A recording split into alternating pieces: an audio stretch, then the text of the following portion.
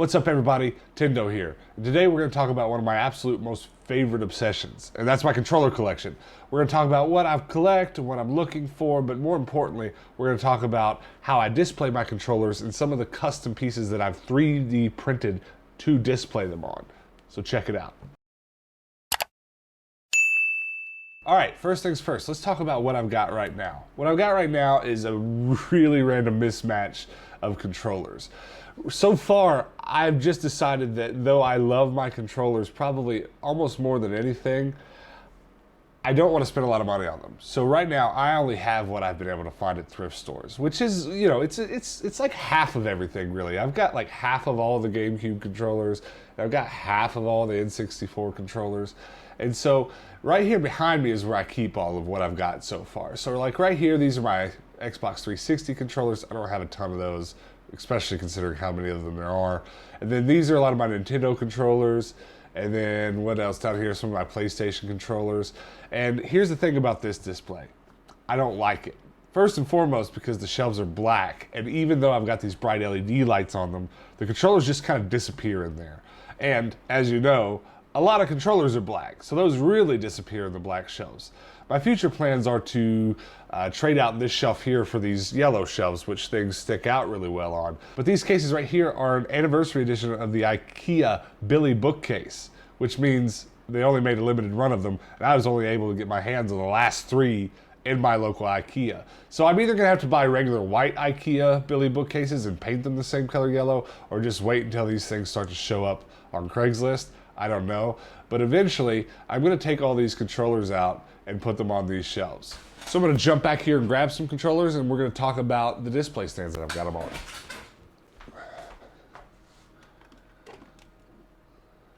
Let's grab an Xbox controller. Let's grab a GameCube controller. Drop the Wavebird. Single most expensive controller over there, and I drop it. Displaying controllers is not easy. First and foremost, because they're rounded and they don't sit up well on a shelf. And then this cable, what are you gonna do with that? That doesn't look good on a shelf. One of the solutions that I've seen people use are these really nice acrylic stands that you can get off of Amazon and other places on the internet. And they're cool. And honestly, I like them a lot. I like that the acrylic just disappears and all you see is controller. But I went with a slightly different solution, one that would inevitably cost me a lot less, because I plan on having one of every controller that I can get my hands on. Anytime I find a controller out in the wild that I don't have, I buy it and I put it on my shelf. And so I need something that is easy for me to mass produce. And this is what I came up with. This is a 3D printed controller stand. And I found these on Thingiverse, and I'm going to post the links below if you're into that. If you have a 3D printer yourself and would like to check these out and make some yourself. The guy that designed them did a real good job, and he made several different designs for several different controllers. And I really, really like them. It says GameCube across the front, has the GameCube symbol. And probably the best, absolute best part is look at this cable management. You can wrap the cord around these posts, and then, so cool, you can plug the actual GameCube connector into a perfectly fit little form-fit hole. I just love these, and I've printed a lot. There are a lot of different options online for 3D files when it comes to controller stands. So far, all the ones I've printed have been from the same designer, and he has a lot of options, and that's why I've went with him. So here's one that I didn't print the cable management for, and that's because this was just the regular old Xbox controller stand, just nice and simple, and it's mostly for, hold on,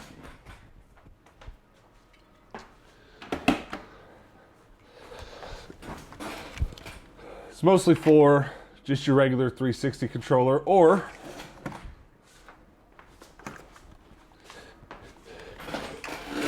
your Xbox One controller. But what I found when I printed a couple of these was that the contour of the original Xbox controller, as well as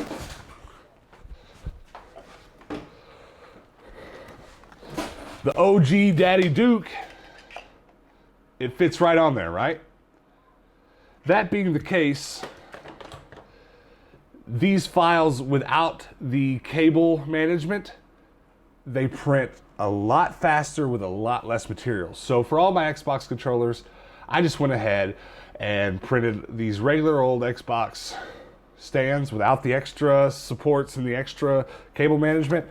And for those, I just rubber band up the cables, and they're such large controllers, the cables hide behind the controllers quite well. So I'm happy with that. Here's another one, the N64 stand. And these I did print the cable wraps, and also just like the GameCube, the cable plugs right into a perfectly form-fitted hole, which I love. And most of these designs also have a place for USB, just in case you want to also put your aftermarket modern USB controllers in there as well, but I don't have any of those. All original for me, baby. I just love this. I would prefer them to be acrylic. You know, 3D printers can't exactly print clear. They kind of can, but they're not really clear. They're a cloudy material. So here's the next one. Here's a PlayStation 2 analog controller on a stand with the cable wrap.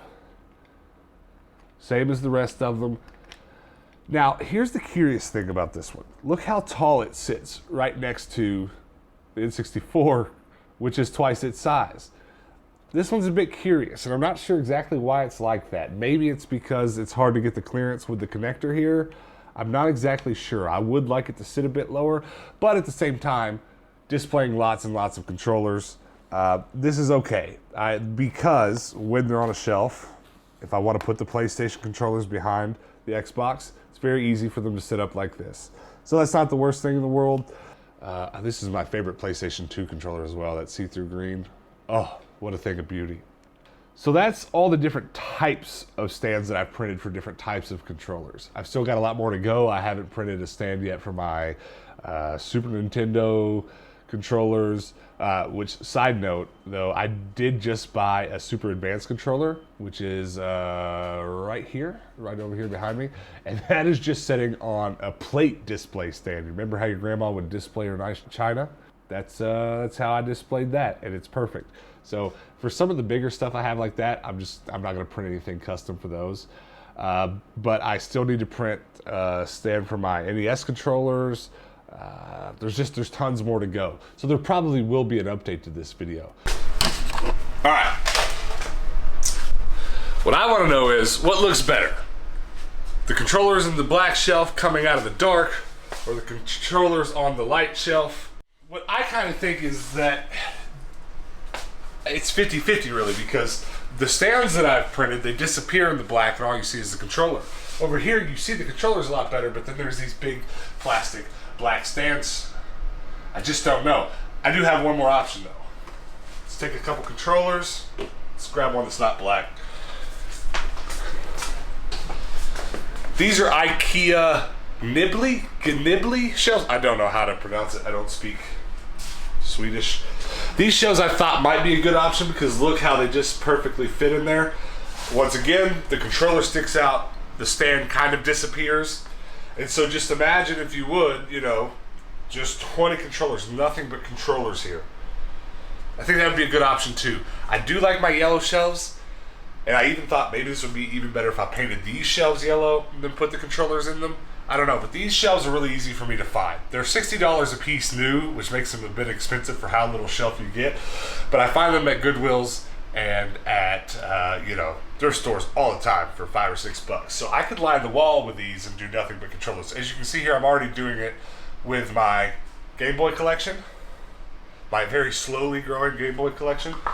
These Play It Loud ones are hard to find. I was lucky enough to find that one at a Goodwill for a couple bucks. But anyways, take a look at this controller. Take a look at these controllers. Take a look at this controller on the floor. Oops. Take a look at these controllers. I don't know what's better. Comment below. Let me know which one you like. And when I get around to doing this game room tour that I'm going to do real soon, maybe your input will have helped. But that's it, guys. Please do let me know in the comments below what you think. If you've got any suggestions on how to do it better, or if you know of any 3D files that I don't know that I could use, comment those below as well. And also, guys, most importantly, hit that like and subscribe button, and make sure you hit that notification bell so that next time that I post a video, you will get a notification and you can come and hang out with me then. And until then, guys, peace out. Hey, I'm a shark with a top hat, and I think you should subscribe. Go ahead, hit the button. I'll wait. Okay, bye.